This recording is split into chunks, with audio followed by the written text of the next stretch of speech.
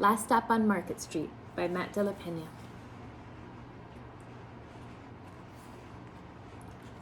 CJ pushed through the church doors, skipped down the steps. The outside air smelled like freedom, but also smelled like rain, which freckled CJ's shirt and dripped down his nose. He ducked under his Nana's umbrella, saying, "How come we gotta wait for the bus in all this wet?" "Trees get thirsty too," his Nana told him. "Don't you see that big one drinking through a straw?" CJ looked for a long time, but he never saw a straw. From the bus stop, he watched water pool on flower petals, watched rain patter against the windshield of a nearby car. His friend Colby climbed in, gave CJ a wave, and drove off with his dad. "Nana, how come we don't have a car?" "Boy, what do we need a car for? We got a bus that breathes fire and old Mr. Dennis, who always has a trick for you." The bus creaked to a stop in front of them. It sighed and sagged, and the doors swung open. "What's that I see?" Mr. Dennis asked. He pulled a coin from behind CJ's ear, placed it in his palm. Nana laughed her deep laugh and pushed CJ along. They sat right up front. The man across the way was tuning a guitar. An old woman with curlers had butterflies in a jar. Nana gave everyone a great big smile and a good afternoon. She made sure CJ did the same. The bus lurched forward and stopped, lurched forward and stopped. Nana hummed as she knit. "How come we always gotta go here after church?" CJ said. "Miguel and Colby never have to go nowhere." "I feel sorry for those boys," she told him. "They'll never get a chance to meet Bobo or the Sunglass Man. And I hear Trixie got herself a brand new hat." CJ stared out the window, feeling sorry for himself. He watched cars zip by on either side, watched a group of boys hop curbs on bikes.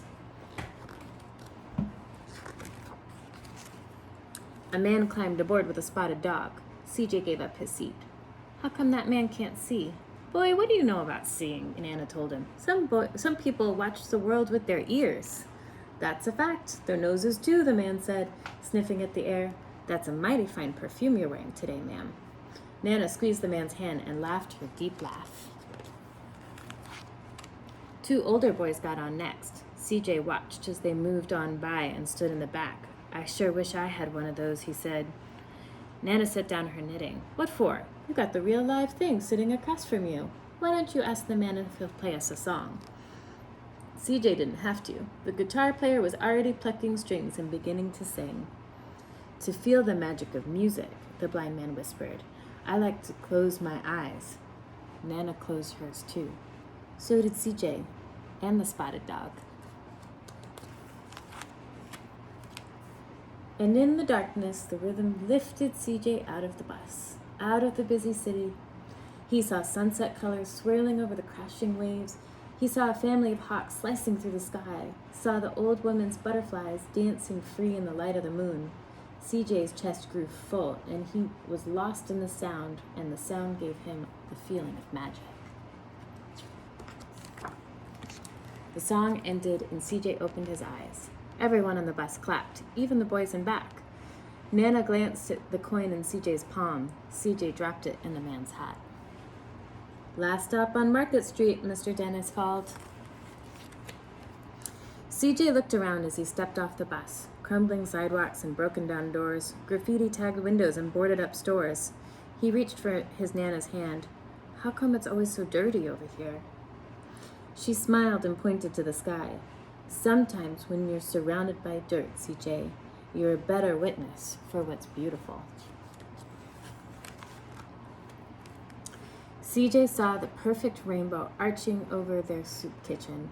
He wondered how his Nana always found beautiful where he never even thought to look. He looked all around them again, at the bus rounding the corner out of sight, at the broken street lamps still lit up bright, and the stray cat shadows moving along the wall.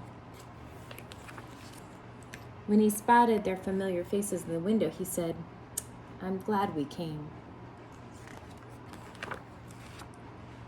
He thought his Nana might laugh her deep laugh, but she didn't. She patted him on the head and told him, "Me too, CJ.